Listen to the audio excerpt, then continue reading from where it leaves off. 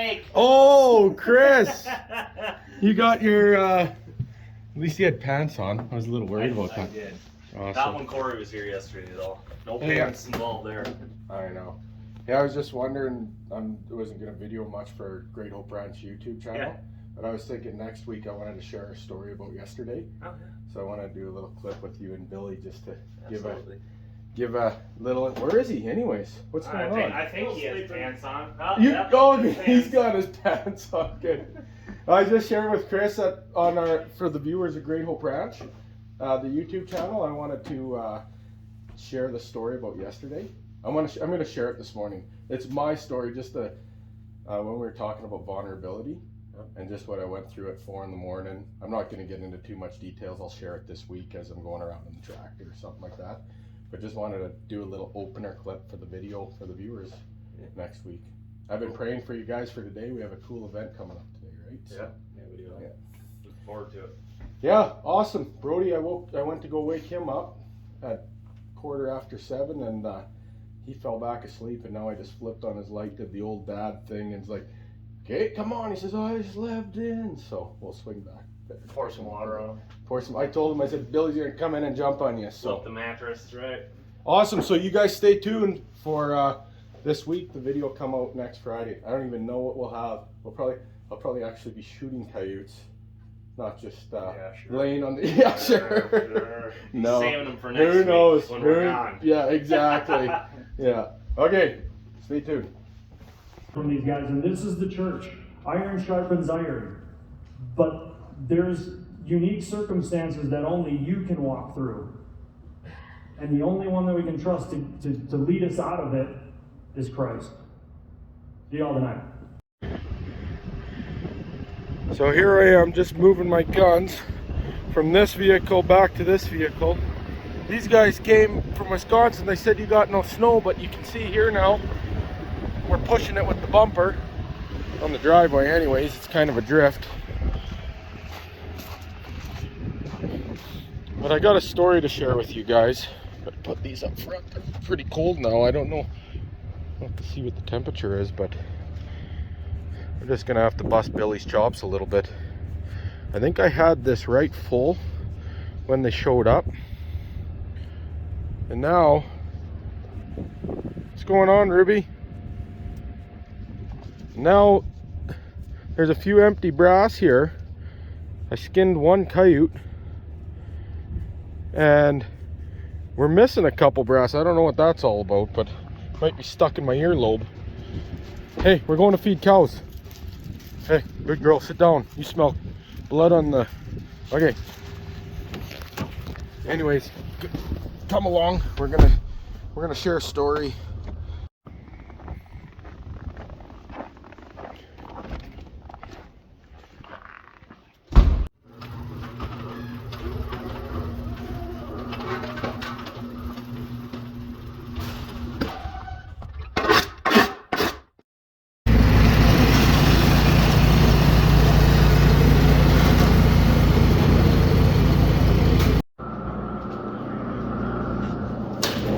Okay, first I got to confess from busting a brother's chops.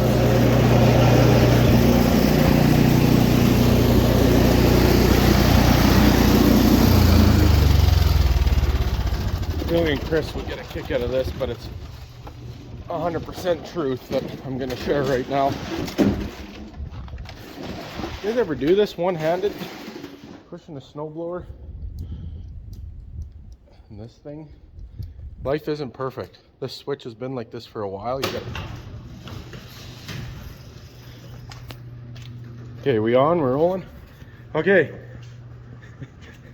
My confession. 4 of those brass are mine that I emptied. The one morning Billy couldn't come along, and it was okay because Billy didn't even have his coyote tag yet because it was still being processed in Edmonton, Alberta. So Billy stayed at home, and Chris just came along and videoed me going on a lion hunt. We had an awesome morning together, by the way, and we were in some serious discussion, and we spotted a yoder. We call them yoders.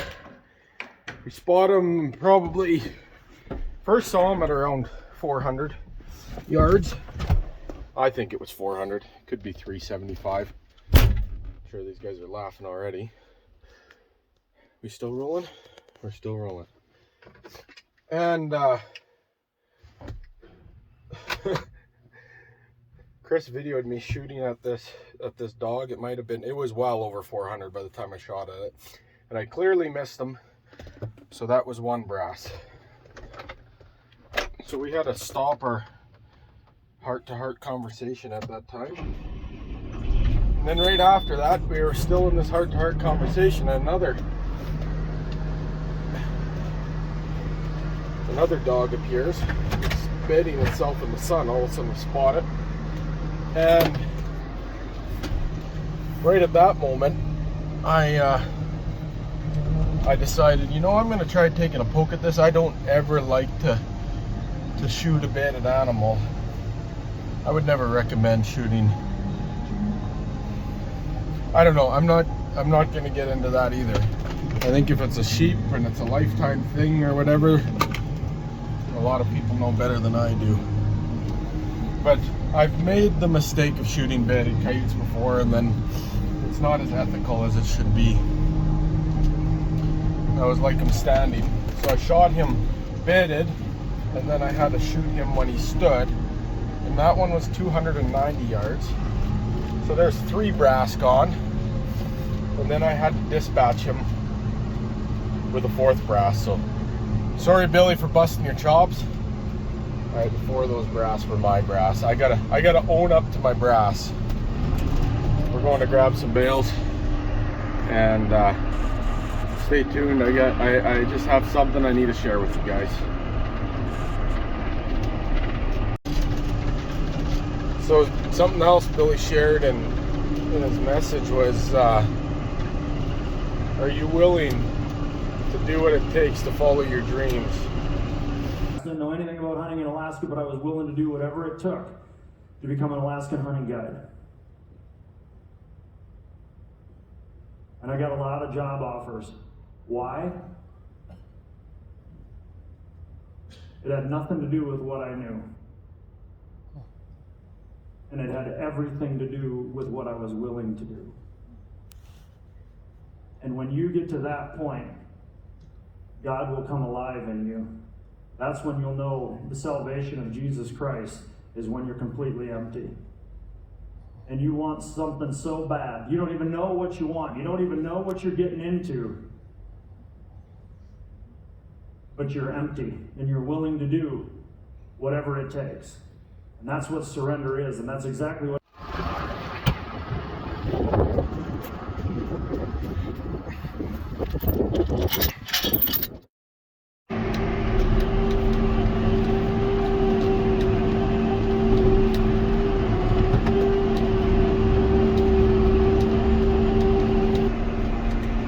wasn't gonna do this. Just keep in mind, I made a little video clip. No, you're gonna have to wait for a second. I think this is for the end. I'll share the video clip at the end of this, then it will make more sense. This is how Jesus works in a unique ways personally in each of our lives.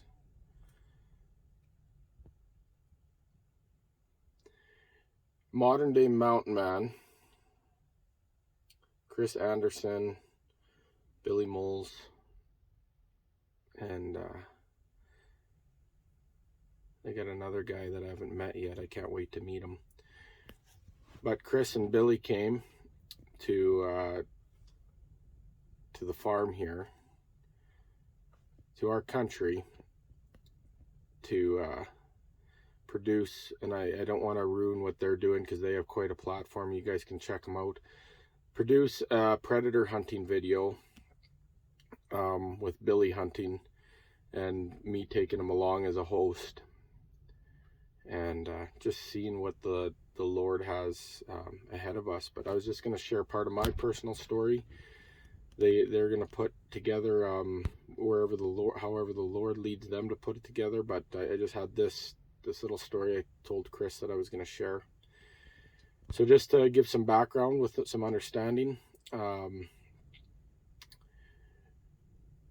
Billy was coming down and we were trying to get him actually a mountain lion tag. That would have been ideal, but in the province of Alberta, we can't, a non-resident alien, so from out of the country, cannot purchase a mountain lion tag. And as a matter of fact, in the where we hunt, he can't even purchase a mountain lion tag in for the Cypress Hills where we hunt, basically. So we moved forward and we actually went to get what is a wolf coyote tag, and we got all the paperwork for that. He had to go to a notary in Wisconsin, get it signed and stamped, bring the original copy. As soon as they rolled into town, we went and dropped it off at the Fish and Wildlife office, and it took basically a day and a half since when they well, it was 2 days since they almost landed. Day and a half, we'll say, it doesn't matter, that we missed of being able to take Billy out predator hunting. Although we still went, and these guys were stand up. They just videoed me. I carried a gun. It kind of felt really weird, to be quite honest, and very humbling to have a Alaskan hunting guide such as a humble man like Billy following around. But sorry, I don't want to go off topic here, just trying to give you the background to the story, to what happened. So not going to share everything that happened. They're putting together stuff, and you can tune in on that. Check them out at Modern Day Mountain Man. There's good content already. It's going to take a little bit of time to put this video together. I still got to send them a little bit of stuff. I know God's in control of it, and this is what the story's all about. So the past few weeks, the Holy Spirit's been waking me up at 4 a.m. every morning. The tractor's starting to fog up now with it turned off. Anyways, the Holy Spirit has truly been, and it's been a dream that he wakes me up with that was clearly from him. Sometimes a vision, sometimes a thought, but it's been clear who's been waking me up. That particular morning, I woke up at 4 a.m. I think it was 3:55 to be quite, 3:54, somewhere around there, with a pain in my lower side that I've never had before. And I thought, the first thing that I thought is, I never had it like this before, but this is probably my morning business that was coming up.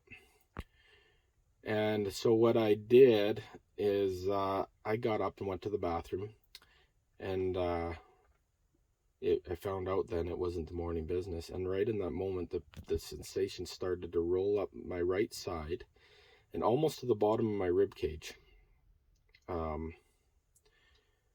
This pain, and it was becoming more intense as well.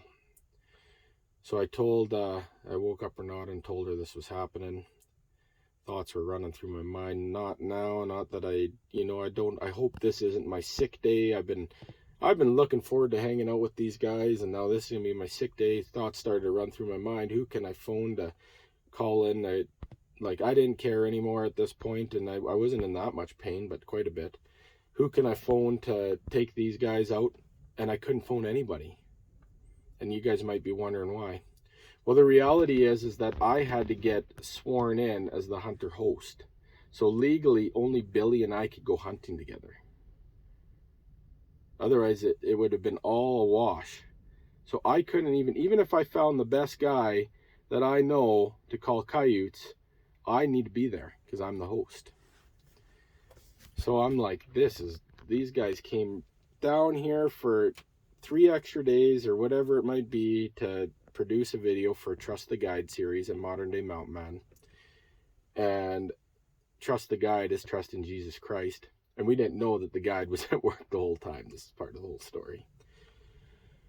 So we're going to be fogged right in here by the end of this. I'm fogging up good, but whatever, it doesn't matter. So I laid on, I went to go get a drink of water after I told her not. I'm walking out of the bedroom and it just hit me like a wall, and I went right down to the ground. And I laid on my left side and I bit my finger like this. And then once I could get a little bit of composure, I said, and maybe I'm a cream puff, I don't know, but whatever it was out of my pain tolerance to be able to talk for a little bit. So I message, or I don't message Renata. I was in the bedroom. We stay in the same bedroom. Anyways, I said to Renata, would you mind coming and praying over me? Because I felt that I know the power of Jesus. I've experienced it time and time. And she come over and she said, I'm sorry. She laid her hand on my side right where the pain was. And she said, my hands are freezing. I'm sorry. And I said, like the cold temperature actually didn't make any difference. I didn't really realize. I just remember saying that. And together as a couple, I think that we started to pray. And right in that moment, I felt the sensation start going down the side, back down to where it started. And then it stopped and there was just a cramp. And I thought, thank you, Jesus. I can deal with this, right? And then next thing you know, I didn't know what was going on. And the first thing that Renata said was, she said, it's your mom's chili. I was hoping it was just mom's chili. It's just gas and whatever.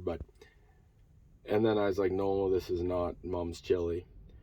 And then she said, she's a grade 8 science teacher. She says, this is appendicitis. And this is without any doctor diagnosing or anything that way. I was like, appendo what? I know nothing about this. I've actually heard it before, and I knew it wasn't a good deal because most people with appendicitis get surgery and you can remove it and you can move on with life. But I was like, not in this moment, not in this time. So anyways, I just have a cramp. I feel that the Lord is saying, go down and pick up I went and I did my devotional time. Very amazing. It was right to the spot that morning for me. I sent it forth to Billy and Chris. I texted my devotional. This is a devotional for today. And then I said, I'm on my way. And I brought them some coffee. They were staying at the farmhouse here. I was at home, obviously, just a couple miles to the north. And I drive up to pick these guys up to go out, and they said, are you sure you want to go? And I said, yeah, let's go. Like, this is going to be okay. So we go to a spot that I have a lot of spots that are really really precious, but this spot I've went to a few times and got some pretty awesome memories. And I thought this is going to be just a deadly spot to go to, right? So we go to this spot and we walk in. Just a beautiful morning. I didn't even hear it right away, but Chris heard the coyotes howling. He said, did you guys hear those coyotes howling once we got down to sit down, or close to sit down? And I got to where I felt that we should sit. And I set Billy up on the north,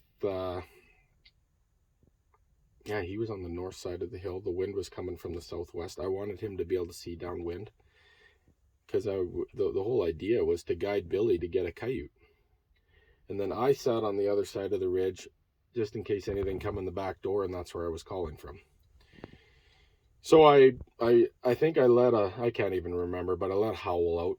I think it might have been a 3 series howl. I do them in different ways sometimes, but it was kind of like I think it was a lonely female howl is what I wanted to do. And what I do is I go, woo, and then at the end of it, I go, woo, kind of have it. And it's kind of, a lot of dogs do that when they're lonely. And it took a little bit of time. Nothing was happening. Well, we heard coyotes howling right away in all the directions. So I thought, man, this is going to be good. They were responding. And they come from the one side where those guys were looking, the howls went from the side, and I think 3 different directions I heard howling from. And then next thing you know, it's 20 minutes into, and all of a sudden I look over my shoulder and I go, because Billy and Chris, I go, psst, psst. And I was kind of leaning funny, and I'm holding the camera with a phone right now, but you can just imagine this. I told them if a coyotes are coming, I usually say how many are coming, 1, 2, whatever, and then like this in the direction. But I looked at them and I give them a 1, and then I went and I with a 2, like I can't take my hand off the cameras, can fall on the ground, but you can just imagine 7 fingers, 700 yards. And to be quite honest, it was probably about 1100 yards or so, but I just would have been confusing it. It was a long ways away. So this I looked down there, and this coyote's just moving really fast along the top of the coulee, and he dropped down into the draw. There's 2 fingers coming up the coulee towards us, and imagine us sitting right in the middle of that. No, we're sitting up on the top of the fingers. He come into the middle, so I don't know which draw, if he's going to come up this one or if he's going to come up this one. I don't know. So he's coming up one of them, and I don't know which one. Either way, he's right upwind from us. This is like I'm thinking to myself, we're going to get coyote. And all of a sudden this pain starts to go back up my side. Sitting there in the pain. And the thought runs through my mind, because the pain was starting to get a little more intense, that Billy and Chris, you guys are going to be on your own on this one. And I think I looked back at Billy, and he's laying on his side and he's not even looking. And Chris was videoing, he wanted to get this footage. But Billy was not even really looking when I looked back. I'm sure he was paying attention before, but when I looked back and I thought, oh man, this is not going to work. So I snuck over back and I sat with him and I said, I think we got to look. We couldn't see where the 1 draw came, and I'm like, he should be here by now already. And the 1 draw where the we couldn't see, I said, I think we need to sneak up over this edge and sit in a different spot. I just felt the timing. Either he's just going to be here soon or else he's already through. So once I got up and I started to move, the pain started to get a little more, but it was still just like a heavy cramp. It wasn't like it was bearable. I didn't say anything to these guys, and we walk up over the hill. We get into a different spot. Cameraman, Chris, Skipper, he's following us.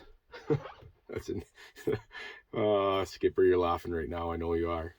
But we go and we sit down in this spot, and the thought runs through my mind, because the pain is more, I'm like, Billy, you're going to be on your own. So, but I was like, I can get one more thing out of me, and I do just a pup distress.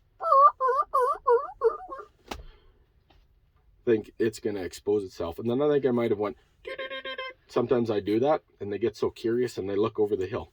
And then I laid on my side, and I'm thinking, I'm laying down on my side, and I'm thinking, Billy is, you're on your own. And I think Billy laid down on his side. I laughed at one point. We were walking down the snowbank, and I got down on my knee, because these guys were doing everything I was doing behind me. We looked like the 3, not like the 3 Musketeers. I don't know, maybe the 3 Stoogemen, or whatever they're called, the 3 Stooges. I don't know.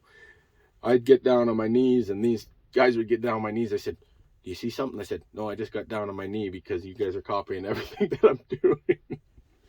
We had a lot of fun.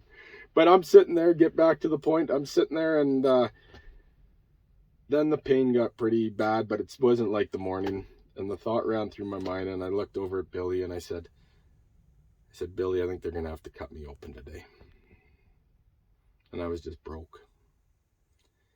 Because I knew that we only had that day left and that afternoon left to hunt. But in that moment, something happened. Billy looks at me and goes, are you serious, man? And I'm like, yeah. Like, I wouldn't, like, I wish I was faking it. I wish that whatever, and I could. He says, well, I don't want to carry you out of here or whatever. I said, well, he didn't say that right away. He said, you serious, man? And I said, yeah. And then he goes, well, what are we doing here then? And then after I was able to sit up, and he says, we should probably go if you feel okay. And we got up and we walked out. And I tell you this only for one reason, this story. We ended up walking away. I don't know if the coyote came out or whatever. We just walked away. And we had a lot of fun. I started to feel better after we got back to the trailer, but still a heavy cramp there. We went down to our brother's, to Corey's. Well, you guys know who Corey is if you watch the channel a little bit. He's been on and off, and I've talked about him. we went down to Corey's barn and we had one of the best trust the guide times. It was men's group, basically 4 men in the barn, and Billy interviewed Corey, and you guys will have to stay tuned to watch that. I'm sure that's going to be on there. And I had to go in and sit on the chair, and I was hurting the whole time. And after we had that, those men, they laid hands on me and they prayed over me for healing. It was a very humbling prayer.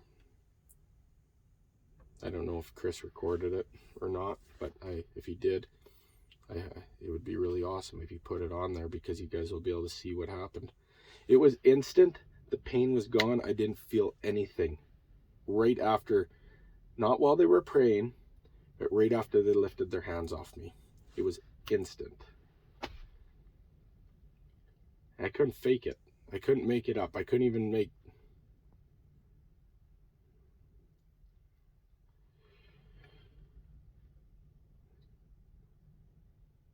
I felt really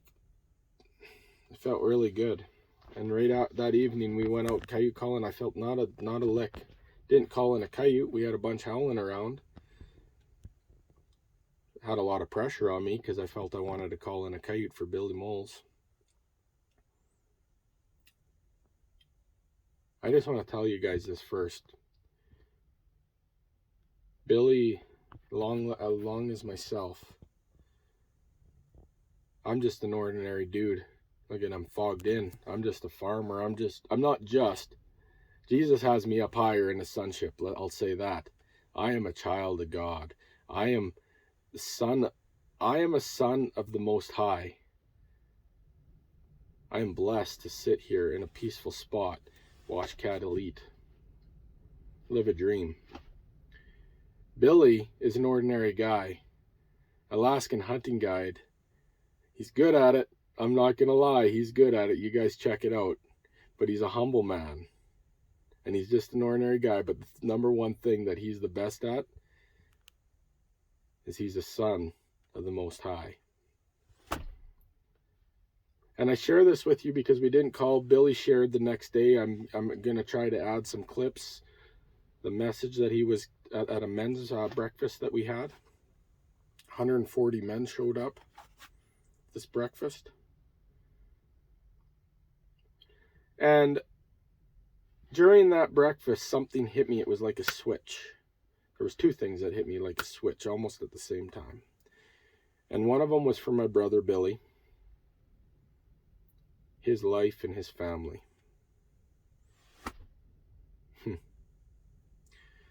The other one was for what I was about, what we were trying to accomplish. And it just hit me like this, that the one guy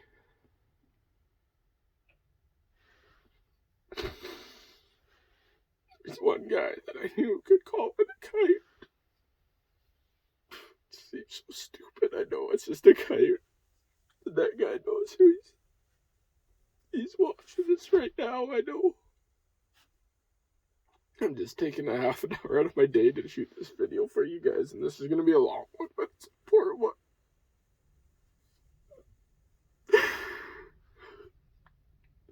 I guarantee you where I'm sitting right now, I've been there with this guy several times. We've had tough times. We've had rodeos. We probably had cows. You'll know what I'm talking about. Probably had cows chase us, run us over.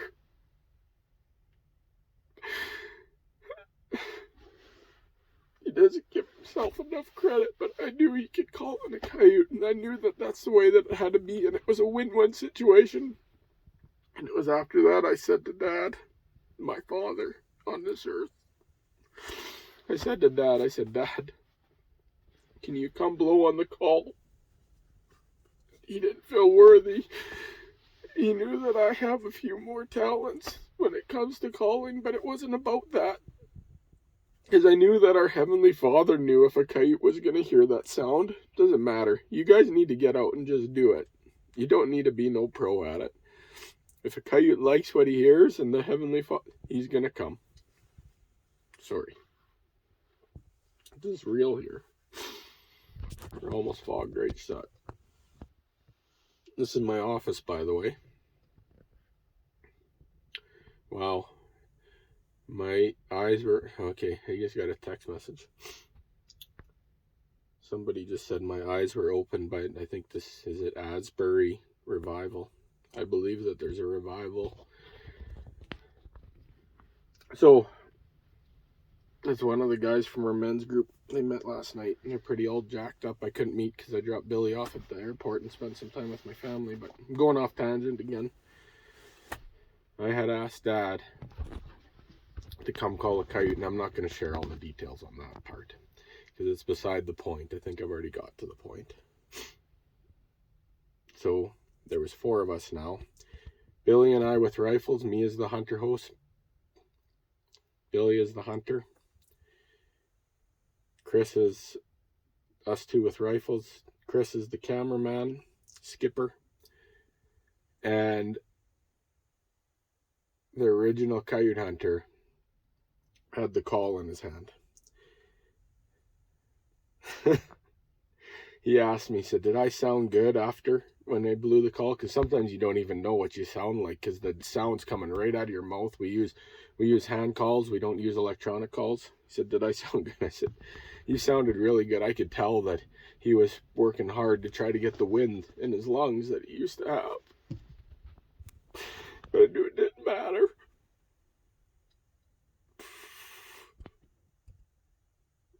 You guys are going to have to watch the video that Modern Day Mountain Man puts together. Looking forward to it.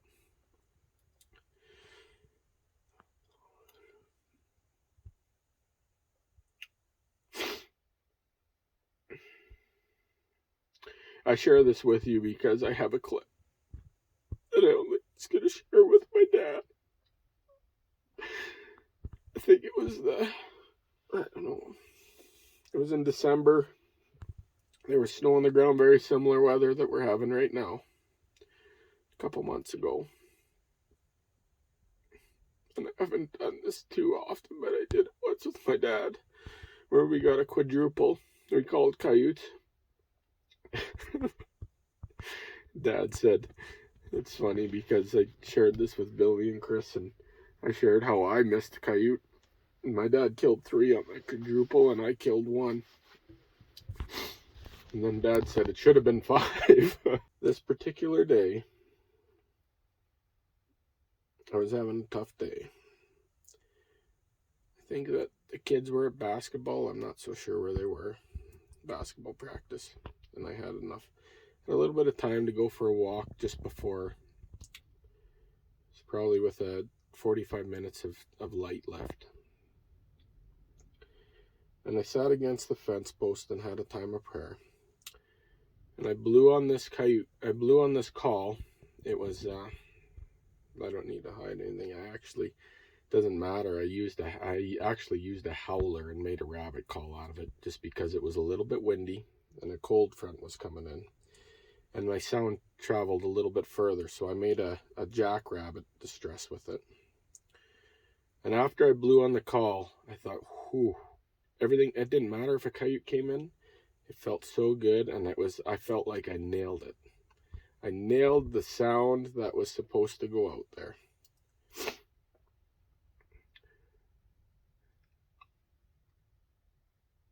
And then I think it was within 6 minutes after that, there was 4 coyotes laying there, and every single one is skinned and on the stretcher now.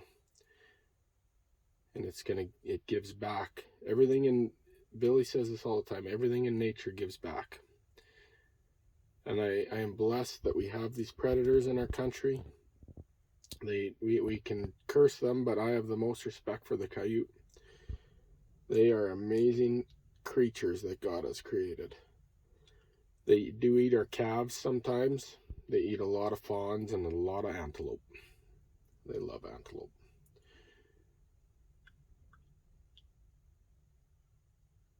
But that's not, I don't kill them because I hate them.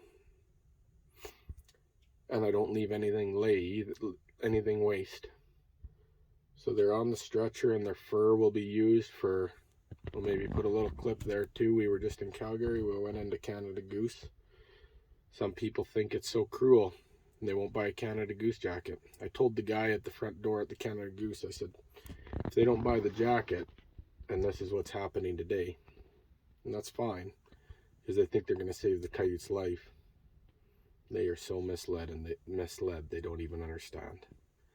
They're actually wasting them if they don't buy the jacket. Because the rancher still needs to control the predator population. Now I have a load of coyotes that I can't sell, but I think we're going to use them for Creators Ridge Ministry as wall hangers for whoever, so that they can appreciate this stuff. Maybe we'll make hats, gloves, toques, I don't know, but we're going to use it. I don't know, I got to find somebody. If anybody knows anybody who can make this stuff, we have a lot of fur already. It's not going to get wasted. I'm not going to waste it.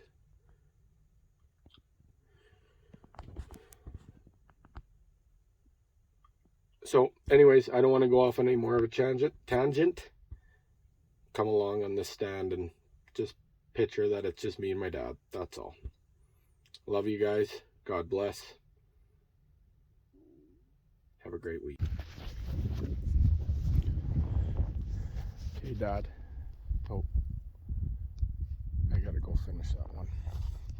This will be one that I probably won't forget.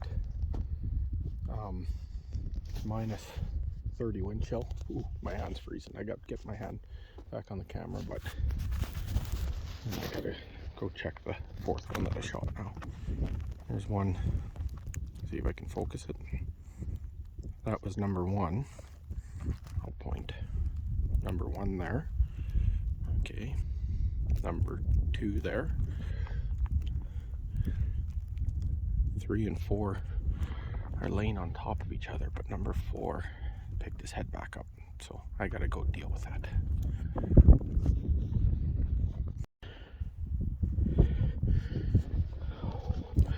It's gonna be a nice big male.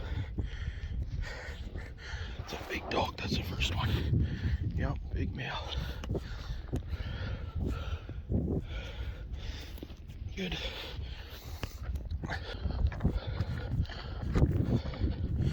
Oh, there's some fur right there. This one would be a female, not nearly as nice, that's for sure.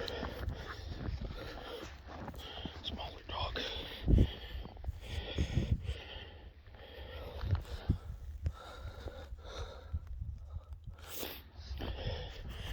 Ooh, that one's got some blood.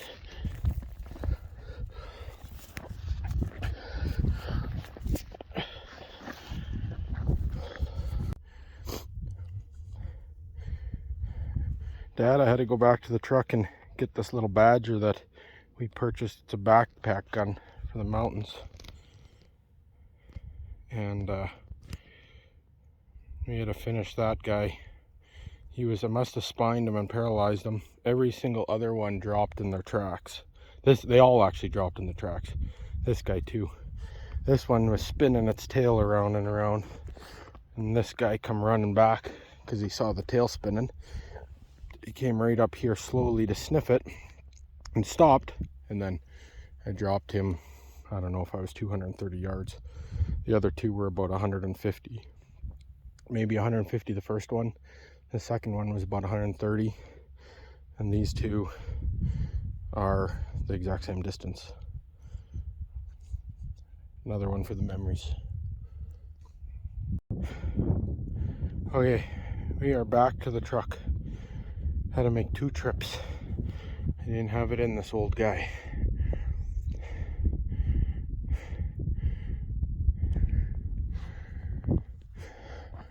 Not sure how much longer a guy's gonna be able to do this. And trust the Lord and praise Him for what we have and trust Him that He's got it and rest. A moose is feeding in a pond and a wolf howls nearby, and that moose, he swings his antlers up and he looks. And as soon as he determines that that wolf's not an immediate threat, what does that bull do? He doesn't sit there. You know, he just goes right back down to feeding. If a caribou got scared every time it smelled a wolf or a bear, those things would run. They'd run in circles half the time anyways, but I mean, they just run in circles and they'd never eat. A caribou would wear down and it'd be such easy pickings for that wolf. And I just convicted myself. Because I've run around scared so much. Tonight I'm going to share a story about how we got charged by a grizzly bear, and everybody's like, oh man, that's got to be the ultimate adrenaline rush. I mean, how scary is that? And as a hunter, you think, it's like, man, how would I match up? I've always wondered. You know? Facing a charging grizzly bear is nothing. It seriously is. It's nothing. It's a small blip on the radar of the challenges of life.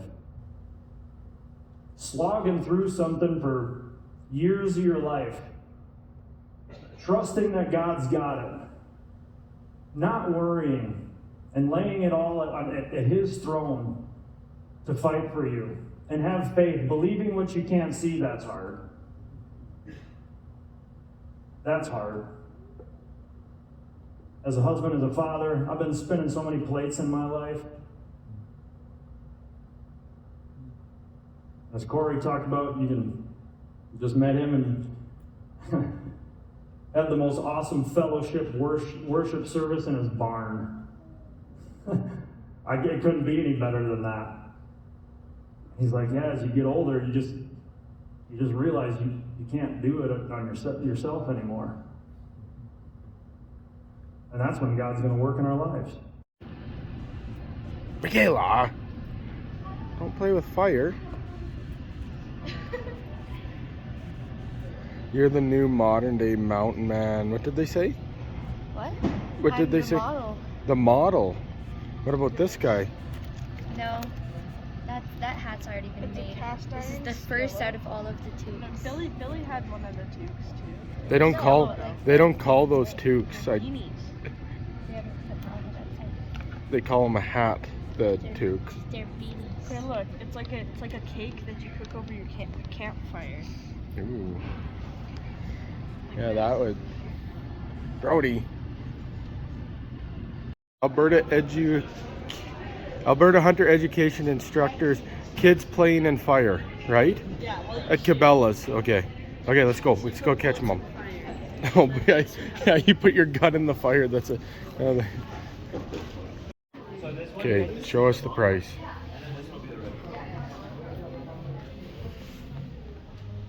that's 15. We could put a transmission in the pickup for that much money. They also have a bodyguard at the front. And they have a bodyguard so you don't walk out. What do you think if I just put my jacket on the hanger and wore that out, they'd notice? Canada Goose. At least they're still selling some with fur on it. I thought they were not doing it all. Or maybe these are old last year's models. How much is this one, Brody? That's a nicer coyote, I think. This feels weird. Hey, what do you think? I'm thinking 13. 13.95. See, I could feel the like I know because we skinned this one last year, right? Do you think so? These definitely aren't ours. These are. Let's see how much of Wisconsin. This is a Wisconsin coyote. You can tell it's red. Let's see how much it is. That other one was a Western coyote for sure. It was white. This one will be the best. And How much do you think? I think this one's gonna be $1,100 probably. do you want to still wait for the? Got it. Oh, that one's in there. 15. 15. Oh, let's get out of here before we end up buying something. Yeah, we'll have to trade our pickup. Let's go wash our hands. So instead of buying a Canada Goose, it says save the ducks.